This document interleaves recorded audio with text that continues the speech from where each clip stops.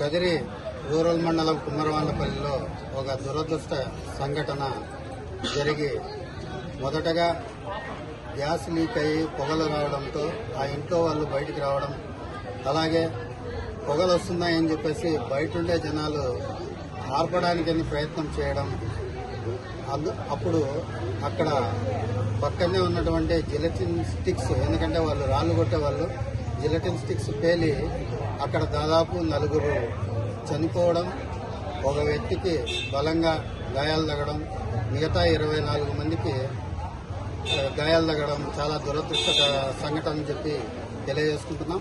ఎందుకంటే వాళ్ళందరినీ కదిరి హాస్పిటల్లో పరామర్శించినాం. 4 మృతి చెందిన వాళ్ళ కుటుంబాలకి ప్రగాఢ సానుభూతిని తెలియజేస్తున్నాం. ఎందుకంటే మిగతా వాళ్ళకు కూడా హెల్త్ మినిస్టర్ గారు కూడా ఇప్పుడే సత్యకుమార్ గారు మాట్లాడడం జరిగింది. వాళ్ళకు మెరుగైన వైద్య సౌకర్యాలు కల్పిస్తామని చెప్పి తెలియజేయడం జరిగింది.